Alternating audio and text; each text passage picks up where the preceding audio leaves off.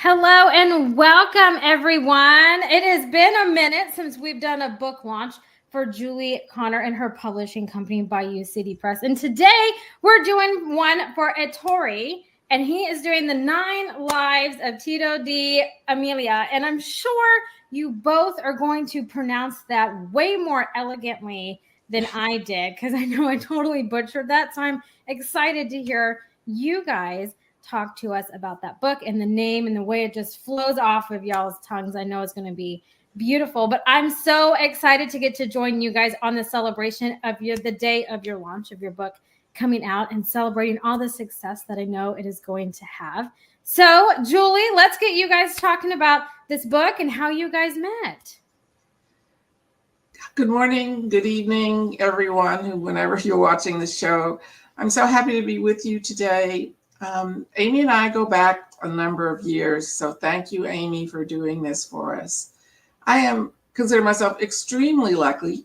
Through a mutual friend, I got introduced to Ettore, and Ettore was interested in having his book, which is already published in Italian in Italy in 2020. He was interested in having an English language translation.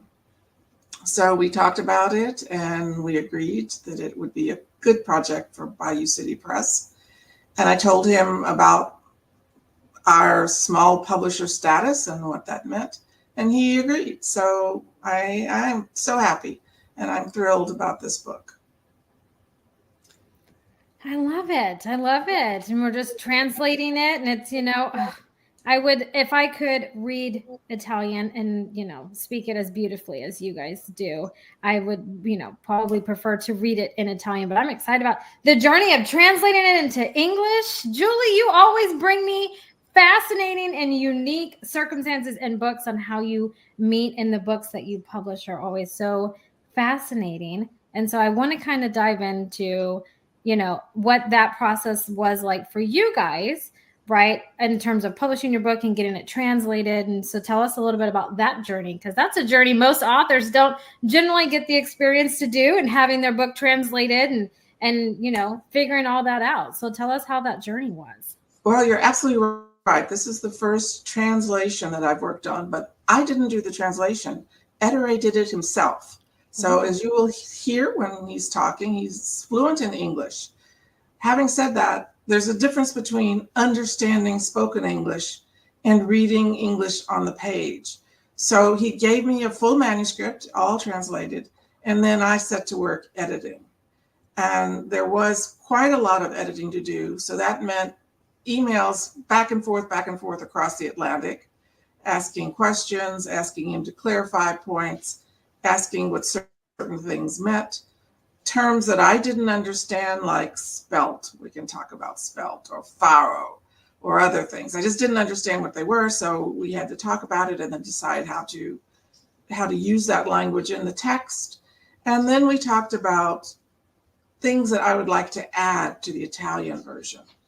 So I call it now a version, not a translation, because there are added elements that don't appear in the original, such as maps, a list of characters for each chapter, a list of unusual terms for non-Italians, and so forth. So I think all of these elements help a non-Italian understand the book better. So I was trying to add value to the book, to the Italian version.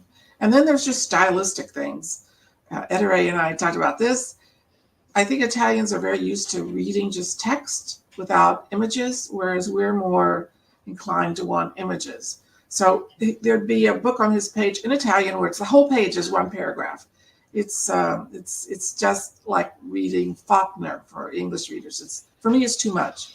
So I'm editing, breaking long paragraphs into shorter paragraphs, and then working with Ettore to find images that can enhance the text. So it was quite a strenuous work, I would say. The good part is I had a totally cooperative author who responded quickly and always positive in helping me figure out how we should make the book the best it can be for English speakers. I love that. I love when there's a good, publisher-author relationship, because sometimes those can be hit or miss. So I'm glad that, especially with the long distance communication that you guys were doing, that's just, man, I get caught up on time zones, right? Just here in the States, I'm like, oh man, are you 2 or 3 hours? How's that going? So I can't imagine doing that, just internationally. That's just difficult for me just to think about it. But I would love to kind of hear at Aimee, so how that process was like for you, because we are, like Julie said, we do have to have, visual stimulations in books.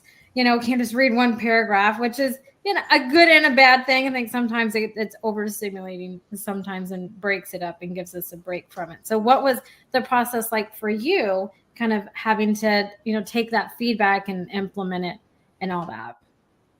Well, first of all, thank you for having me on your show.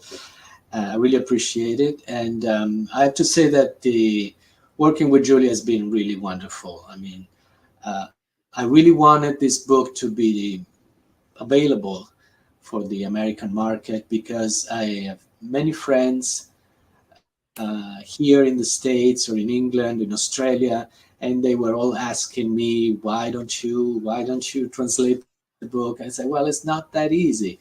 But I started to do it with my English, which is, I think, good, but not a literary English. So Julie was very helpful in this to adjust what I translated. But the importance of having me doing the first draft was important to keep the feeling that I put in the Italian version and the importance of keeping the original atmosphere of the book. This is a very personal book, I have to say, because it traces the history of my town in Umbria, which is a town that is 32 centuries old. Is considered one of the oldest organized settlements in central Italy. It's 4 centuries older than Rome. And it has been a very important city because being right in the center of Italy, it has been like a crossroad for all the population that were going through up and down the peninsula.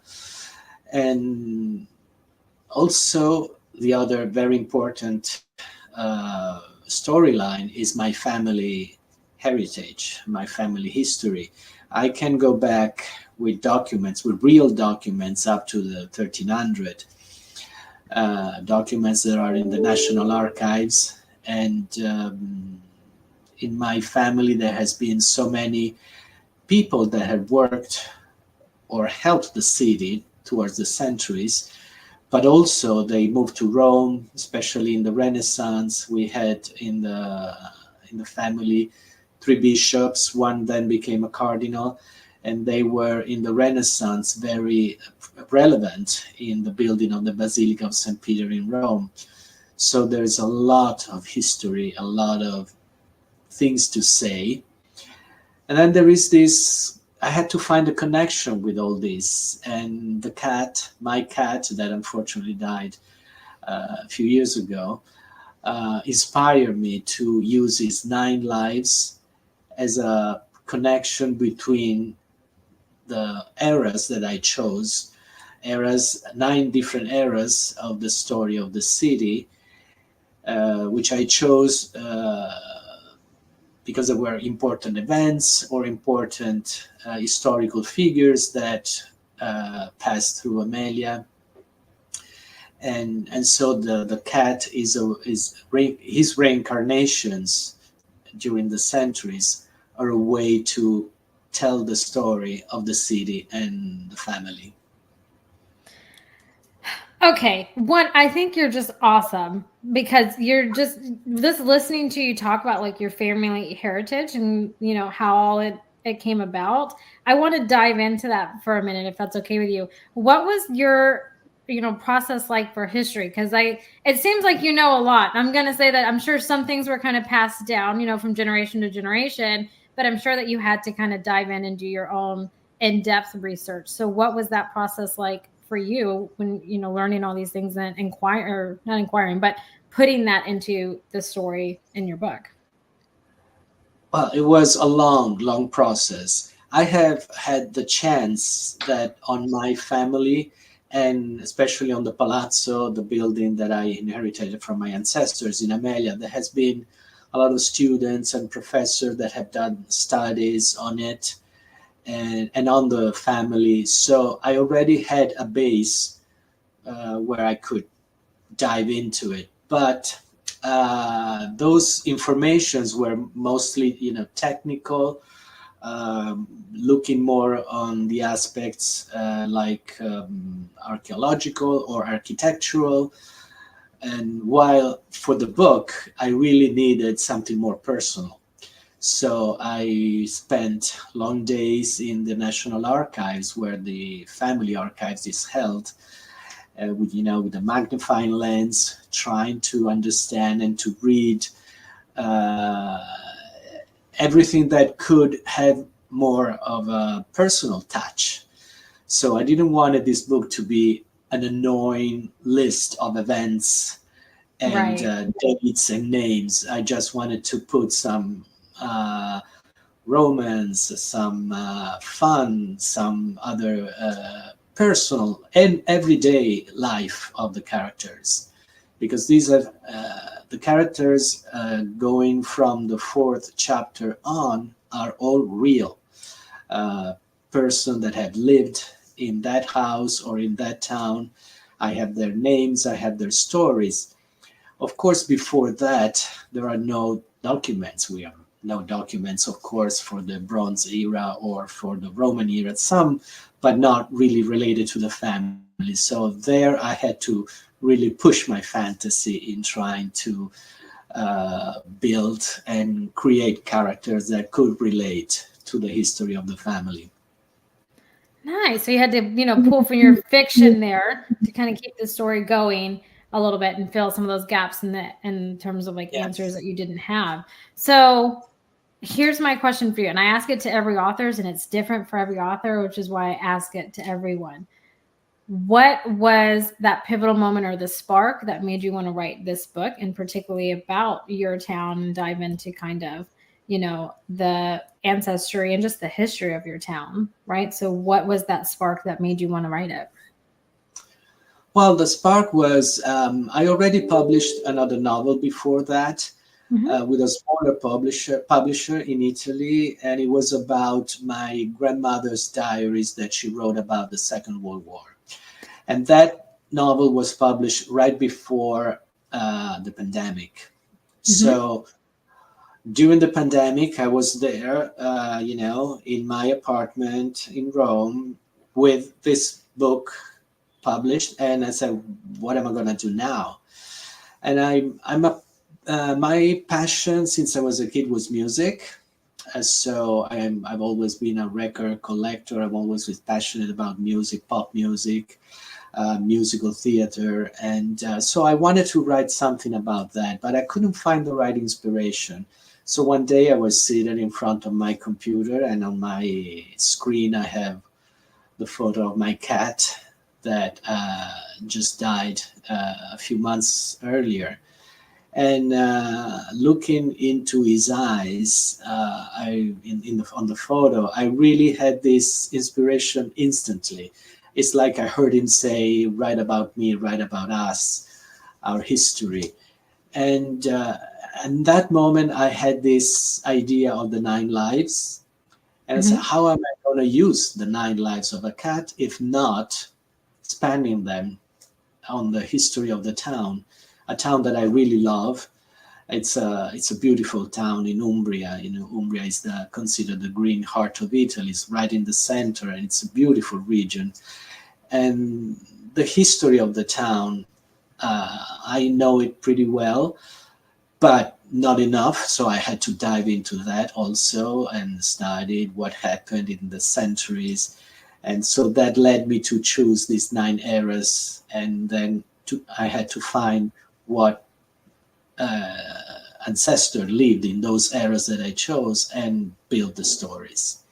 So I have to say that the cat was the real inspiration. but the book is mostly about the city and the family history. Even if he's always there and is another storyline, a parallel storyline to the book. It's not a book about a cat it's not a cartoon cat. It's not a talking cat. It's Right. just his presence is there, and he makes sure that everybody's doing the best for the city. So if I can just jump in here, the book has 9 chapters, and each chapter is in a different century. So in that chapter, it's kind of like a long short story, if I can say that, each chapter.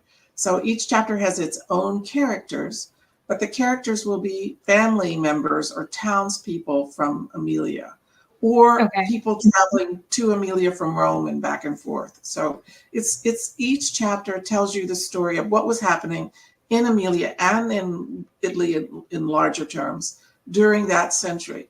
But then each chapter has a different focus. So as he was saying, some chapters have romance, some chapters are around wars, some chapters are around a changing time, like the Restoration or the time when Bonaparte, that's a kind of a transition period. But it's all so interesting to see how this town changes over 3,000 years and how the family changes over 3,000 years. And the cat is there, and the cat, because it's a real cat, not a magical cat, is trying to help the characters do what they need to do. And how does a cat communicate to humans? So the cat is very realistic. And one of the through lines, which for me is very humorous, is the cat's original name is Tito. And every time he's reincarnated, the owners, the Farattini family member who is now his owner, thinks, well, what should his name be? And so he's telegraph, it's Tito, it's Tito, it's Tito. And then they come up with these names that are anything but Tito. Right. So it's just amusing each time to see he's trying so hard to get them to come up with his real name, but they never do. They never do. So that's just one little thing from the book. See, I love that. So I have the cover. I'm going to put it up because I want to talk about the cover for a minute. But I love how, the cat is, your transition in between time periods, right? I think that's creative and I think it's clever. I never would have thought of that. And so I think it doesn't come across to me as like, cartoonish, animated little kid. It's not like that. I understand that it's, one of those transitions in between, and it's the constant, which is what blends the chapters together, even though they're taking place in different time periods, right? And I think that's creative, and I think it's a fun way to kind of do it. Because I'm sure some of these topics, like war, you mentioned war, and that's a very heavy topic. And so it kind of lightens that a little bit, having this cute little kitty. So I'm dying to ask you, is this a photo of your actual kitty that the book is, in a sense, kind of after? This is the real Tito. And the photo is taken in the hall of the Palazzo in Amelia. And the strange story about this photo is that I have no idea who took it. It was sent to me, and I had it on my computer, on my file where I have all the photos of my cat. But I put even on Facebook sometimes, does any of my friends or guests took this photo? We don't know who took it. But it was so perfect to visualize the fact that he was in a way the owner of the place, and the fact that he really was there throughout the centuries to be with the family, and to in a way, I wouldn't say run the family, but cats are so influential sometimes, and they really make you do what they want. Yes. Oh my gosh. I used to have 2 cats. I have 1 cat currently, and the cat that I have I call her my husband's cat. So her name is Alice. She's a calico cat. And very much it's, she will be on top of my refrigerator and look down at me like I'm, this peon, like I need you to move, peasant, so I can get where I need to be. Like I'm very much owned by this cat. Okay. I have 2 other animals in this household, and she owns me. very much so. So I believe that with cats. Dogs, not so much. Dogs just want to be owned and loved, you know, but cats they own their owners, and they are very, I find them to be comical at times, kitties, you know. But the photo on your cover, because I want to go back to that. If you had not told me that that was a real photo of your cat that someone had taken, I never would have known. Like, that is a gorgeous photo. It's literally picturesque, literally picturesque location and everything. Because I would have thought that it was blended, you know, together with your cat and where you wanted it to be. But just to have it as like, that's a photo. That's a real amazing photo. That's a real photo, exactly like you see it. It was taken like you see it. So Yeah. this is another difference, if I can say, between the Italian version and my version. The Italian version, they used the photo, but they had it made into a drawing. And it's a very nice drawing, and it's a very nice cover. But for me, the colors, for example, were kind of muted. And I said, well, can I see the original photo? And he showed me the original photo that the drawing was made from. And I very hesitantly, because he might love his Italian cover, I said, well, what would you think about using the original photo? And he said, sure, yeah. So we used the original photo instead of the drawing. Yeah, it's beautiful, and it's vibrant, and it's, you know, blurred in all the right places, you know. And I think it's something that really kind of speaks to your genre that you're writing in, right? And, you know, that's one thing that authors, you know, at times struggle with captivating their audience with just their cover. So that way the audience knows what the book's about, right? I can look at your cover and I understand that there's like a historical element of Italy in it, right? And this cat is going to be, you know, in a sense, your guide, right? In a sense, like it's a loose thing, but like in a sense, your guide. I get that all from your cover. And that's really ultimately what you want as an author, right? Because you don't want someone, you know, that's a fantasy reader to come across your book and be like, oh yeah, it's gonna be a fantasy book, and it has nothing to do with it, right? So your cover very much speaks to your genre, which is amazing. So kudos to you, both you and Julie, for picking that and saying, you know, knowing your target market. And so with that being done, I can only guess on how long this publishing journey has been about. But before we get into that, I would love to ask, how long did you work on this book? Because it feels like, just hearing you talk and the passion behind it, that it truly was a labor of love. And so I'm curious to know how long that labor of love really took before, you know, you published it in the Italian version, and then you and Julie got connected. So what was the original length of it? Well, I have to admit that the pandemic helped. Yeah, I bet it did.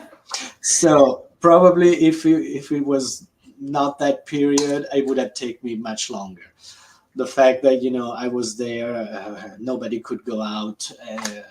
It was a shorter period for me to concentrate and make the studies. But it was not just the writing, it was the research. Right. And as I said, I was lucky to have all these studies that had been done on the family that I could relate on.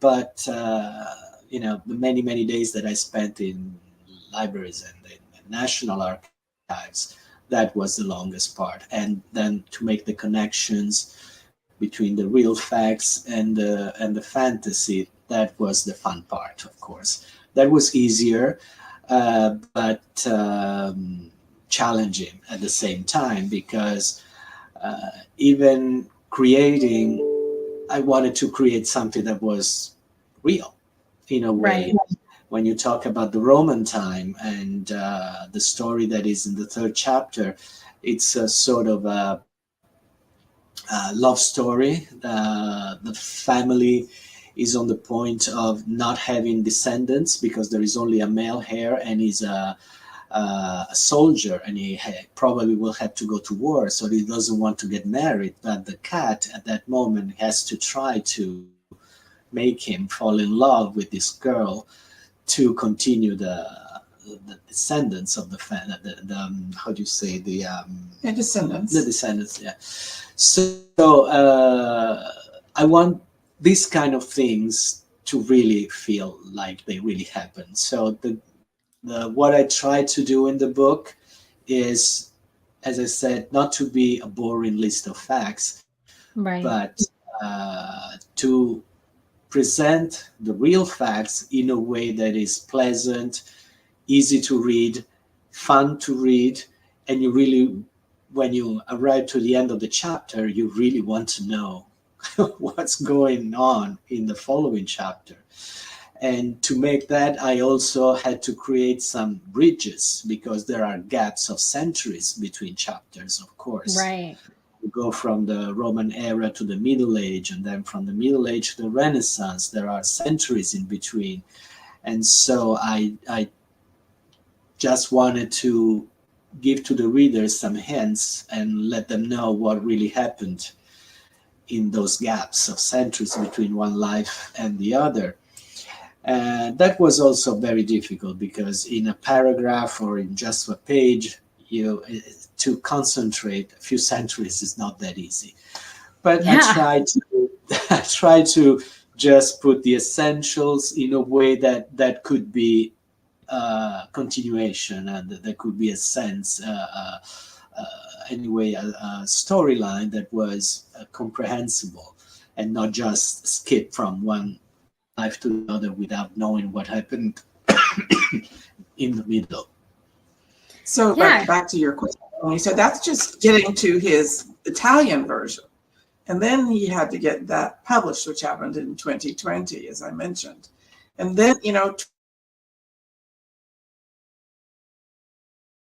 another tale. And then, finally we connect. He had to translate it himself. So he did that. And I don't even know how long it took him to translate it. But I got the translated version in January of this year. So his translation. So for my part, from getting the translation, discussing our project, can we work together? Will it work? What can I offer him, as a publisher? What are my limitations? Getting a contract signed. So I think we signed a contract in like February. And here we are in October and the book is published. So you can imagine, basically from that time, this book consumed my life. Every day, day after day, working on it. So it's a lightning publication of the version. And most of our conversation, or a lot of it, besides the English, English version, just cleaning up the English and editing, but was about what photos should we use? Is this map correct? Because the map maker, actually I found an Italian-American young man to do the peninsula maps.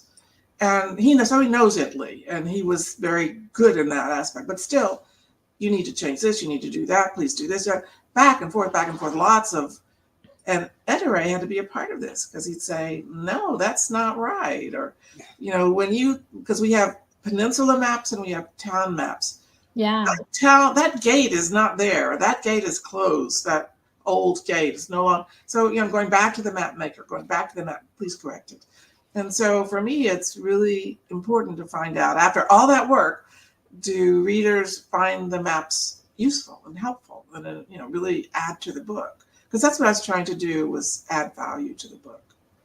Well, so here's the, I have to backpedal here. Julie knows this, but Ettore, I am not a traveler. Okay, I traveled recently on a 2.5-hour flight, but I don't leave Texas. So if you haven't realized already, 14 hours and you're still in Texas, which is probably why I've never left Texas, to be honest.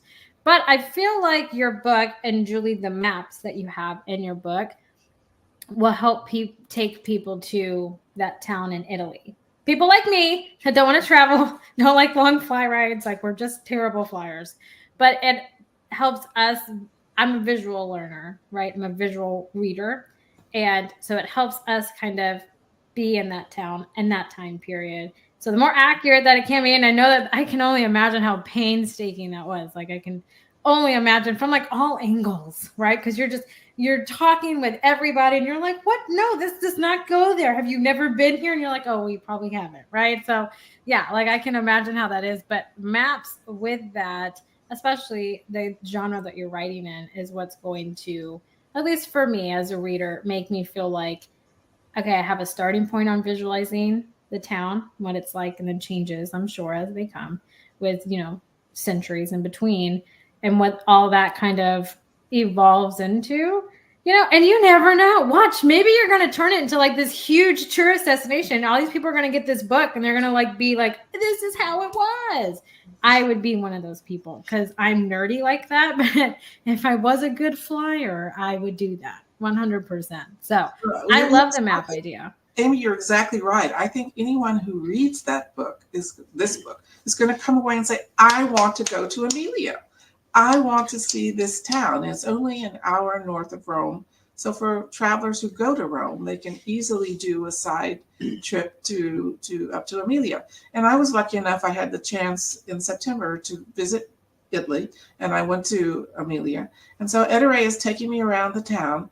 This is the tower in chapter 5. This is where it happens. This is, the Palazzo, where all of the family, after the Renaissance chapter, this famous architect builds the Palazzo, the family palace or home. This is where this happened. This is the city wall. A whole chapter is about how the city wall came about. And, did a Cyclops build it, which was the legend, or how did someone back in so far, in the past, manage to build this wall, these huge stones. So to see that wall and the size of those stones, it's just an amazing experience. So I also think someone is going to start a tour company. Read the book, come to Amelia, and we'll go visit all of the sites. From they have I don't know, they have New Orleans tours based on Anne Rice's books and things like that. So I think we might start a new industry in the town of Amelia. Who knows? I love the name of it. I mean, that's such that's an elegant, just pretty name, like I want to go visit it just from the name. Also, I would like to add that, the town of Amelia is the official origin of the name Amelia. So all the Amelias in the world come from there because the city is so old and it has been the first to have used that name. So is the actual origin of the name of Amelia. So all the Amelias in the world, they come from there. And they should all buy the book that explains how their name came into being.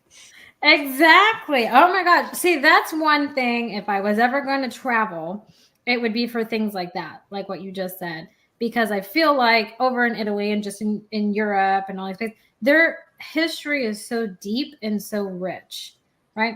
And we don't necessarily have that here in the States, right? But I'm a big history buff, which is like something most people don't know about me. I love it. Like, I just love it. I'd love to be able to go and see castles and hear the history of towns and all those things. And however far back you can take me, please take me.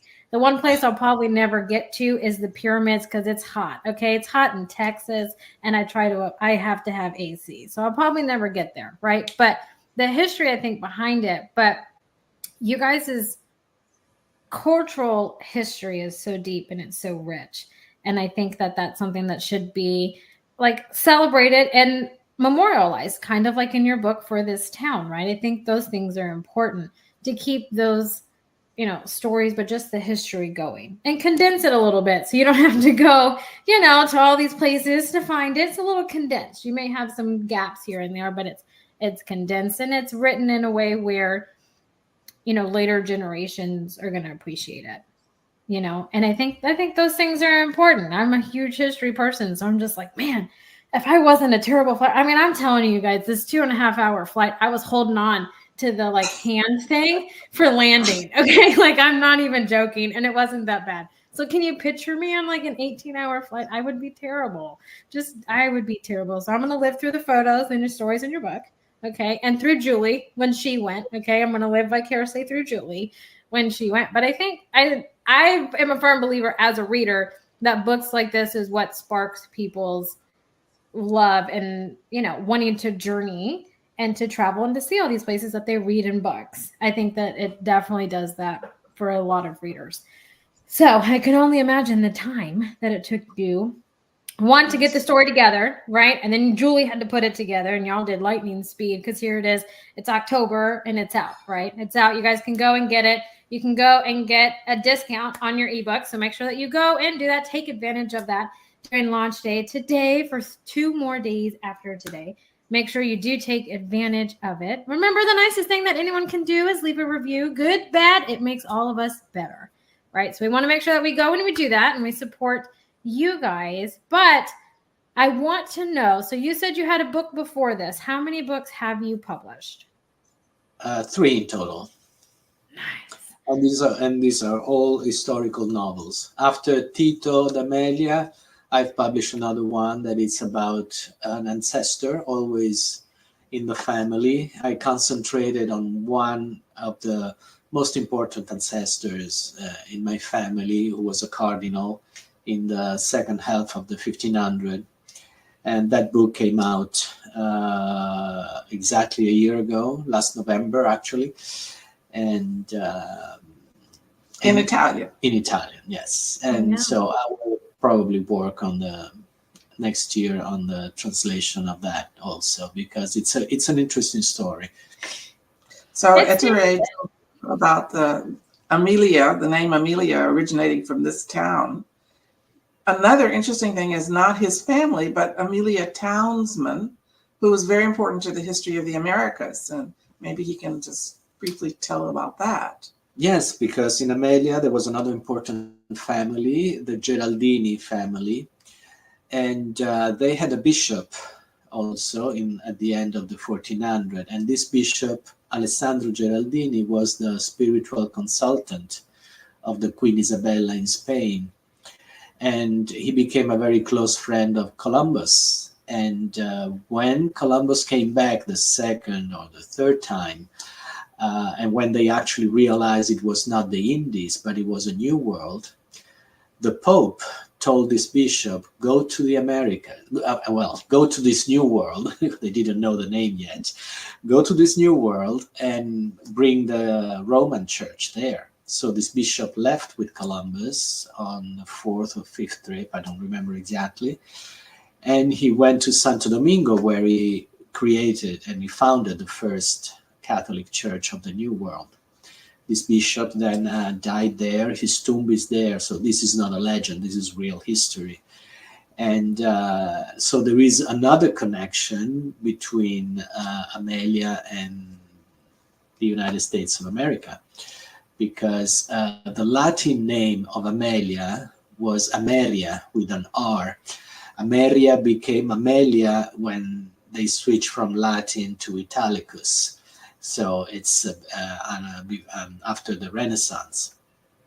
And there is a legend that we're trying to, let's say, transform into a real fact, that when this bishop arrived there, he said, I want this new world to be named after my hometown. So from Ameria, he made America. Because you're in school, you are taught that the name America comes from Amerigo Vespucci. But Amerigo Vespucci arrived here actually, like 80 years after Columbus. So if we can find a document that says America before that, it will probably comes from the name of Ameria and not from Amerigo. And not only that, but this bishop, when he was in the New World, he would send back to the Pope and to his family in this town products from the New World. So he sent back tomatoes and potatoes, and the fun one is turkeys. He sent turkeys back, which weren't known in Europe at that time. Yeah, there is actually a real document that of the day when this couple of turkeys were brought to the Pope. So we know that the bishop sent the turkeys to the Pope as a gift, as a present, to show him what were the things that could come from this new world.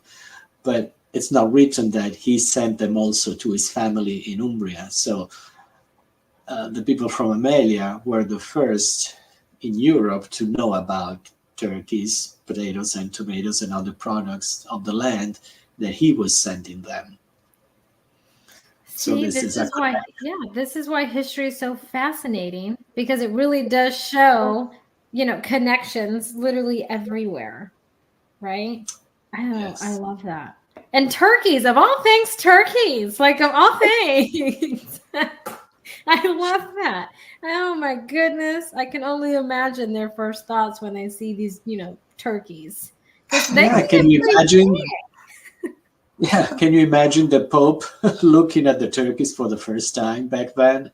That's something. It's an image that is in my head. I don't know why, You just but have it's to chuckle, you just have to chuckle because you're just like, man, what would they have said? Like, here come these, like, some of them are pretty giant. So, giant bird. And it's like, what are we supposed to do with it? What does it do? And then it just starts, whatever sound turkeys make, and just thinking about it just makes me smile. It's just the funniest thing.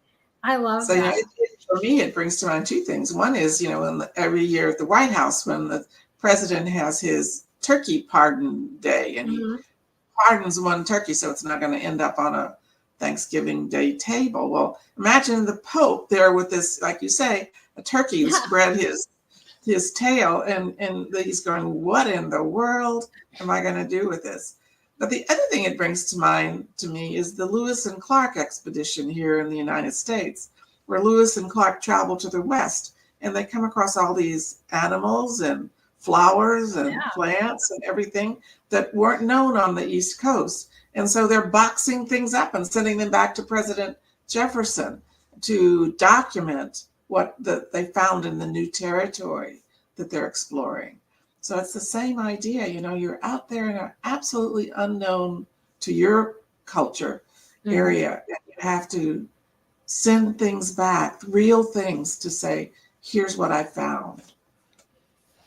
I love that. That story is going to stick with me. I felt like forever. Like when, like, after this, I'm just gonna go tell my husband that, and he's gonna be like, "What? What are you talking about?" And I'm gonna have to look it up, okay? And then it's gonna be this whole thing. But I love that. Did you include that story in your book, or is it one of those things? Because that's what I was dying to. there's a reference. Yes, yes. Yeah, because that's what I was dying to ask you. So you have 9 chapters. So you jump, 9 times, 9 lives of a cat.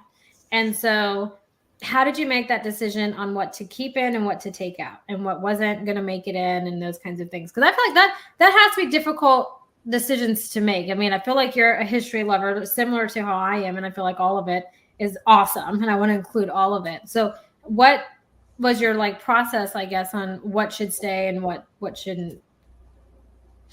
Well, you know what? I mean, the moment that I chose the 9 eras Mm-hmm. of the history of the town, so Renaissance, it's almost a century, but I had to find 15, 18 years maximum, so the life of a cat. Yeah. So when, for example, for the Renaissance, so many events happened in Italy in that time, and in Amelia, of course. So I just had to go and said, okay, this is the most important, the building of the palazzo. So I chose that. What were the ancestors that were living at that time? And I chose them, and I studied them. For another era, for example, for the Enlightenment in the 1700s, not actually there were not actually very, very important events in the town, but what caught my eye was the story of a young girl with a very funny name. Her name was Felice Idea, that means happy idea. This is her real name. And she had an interesting story because she was obliged to marry somebody that she didn't love. She fell in love with another man. So that chapter is about the love story, on how the cat helped her in a way, not help her, but anyway, he tried to be beside her to finally have her love story come to a positive ending. So because in that century, when I was reading the names and the stories of my ancestors, that caught my attention. So, it was easy, but not easy. I had to leave out a lot of people because if I had to talk about everybody, it would have really taken me Right. longer time and at least 9 books instead of one book of about 9 lives. Oh yeah, it'd be like the size of a dictionary, just Yeah. just that one whole thing. So I can imagine, and I am a firm believer that if it captivates your attention and you find it fascinating, it most likely will captivate many other people. Especially, I mean, if you look at just the prime example, of that is like Lord of the Rings, right? And the whole fantasy element of, light versus dark, good versus evil, right? And so having it and morphing it into what it is, it captivated, that author for whatever time. And now, you have all these others. And so that story that you're talking about with the girl and her, her cute name, funny but cute name, right? Captivating you and kept your attention. So it's gonna. You telling me the story. I want to read that, and how the cat, kind of plays like its own little kind of role in it. It's kind of like its guardian angel in a sense for each chapter, or guider, in each chapter. And so I'm a firm believer that if it's something captivating you and you find fascinating, multiple other people are going to find it fascinating. Oh, Aimee, you got it exactly. The cat in the first chapter, this is the premise of the story, is given a divine mission. Oh, okay. It's to help the town and the family. So in each chapter, he's got to figure out what the problem is. First of all, who is he supposed to be helping, and what does he have to help them with? But the end result is, as I have been saying, you have some chapters that are about romance, and some chapters that are about war, and some chapters that are about other topics, art, culture, development of the town. And so you have all these different kinds of story. The good part is that no matter what kind of reading you like to do, if you like to do fantasy or military or romance, there's a chapter or 2 chapters for you. The bad part is it's not a genre book. I can't sell it. This is a fantasy book. Well, it's got fantasy in it, but it's not a fantasy book. It's got romance in it, but it's not a romance book, et cetera, et cetera. So it makes marketing more challenging, which is why we need you to help us. Well, yeah, I can see that though, but I can see it being, the best way that I can say, just from listening to you guys talk about it, right? Because you both are very passionate about it, and I love it. And I feed off of that, right? Your primary it is historical. It is talking about the history of this town, through the time period in which you selected, right? And you have some fictional elements. You got this divine cat that's going to help guide, kind of morph this town a little bit with, each, like time period that he comes back in, right? Which I think is a fun little thing, because history can be a very heavy topic, especially when you're talking about, as far back in a town as you're talking about, right? Crazy things happen in towns, I'm sure, right? And crazy things, dark things, and, changing of time periods over time, right?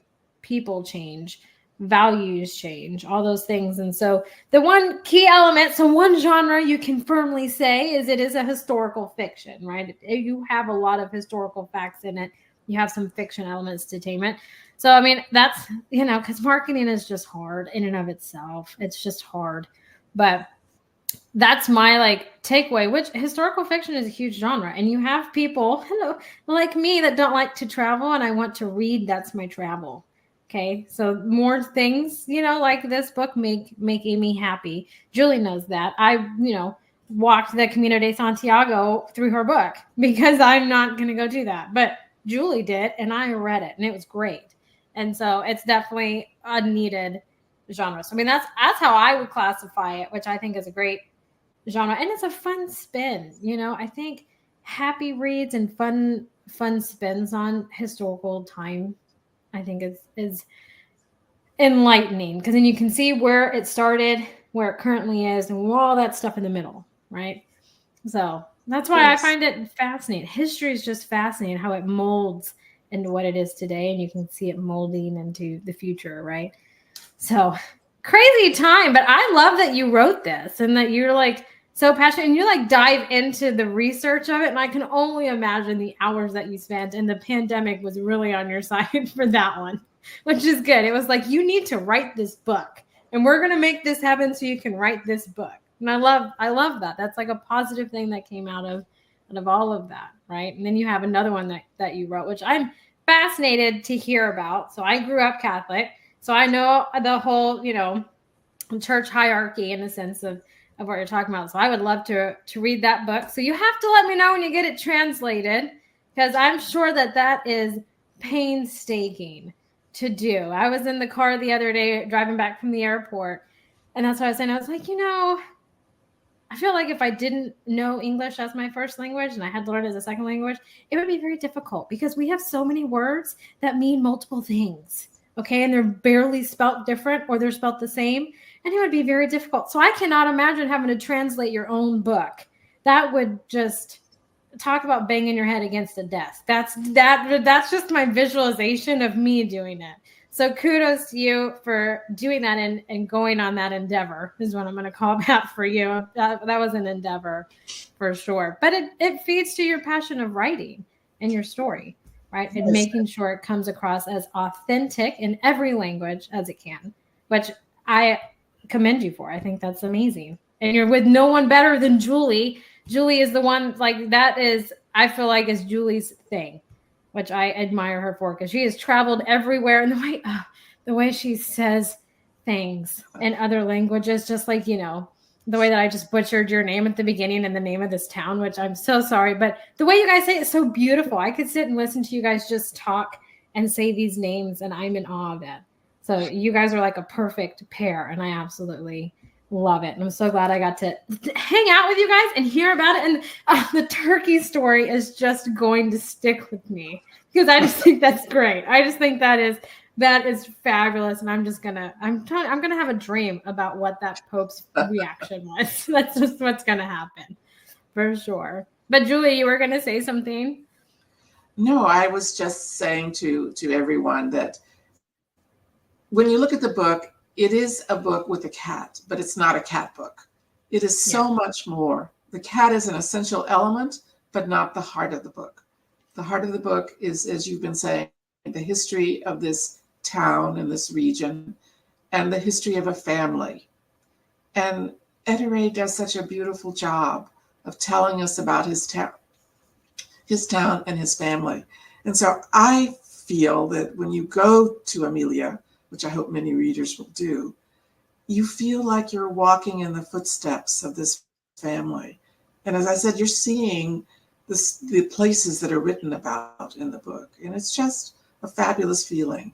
And you can go up and touch the wall, this ancient wall that is the focus of one of the chapters. It's amazing. It's just an amazing thing to read and then to experience.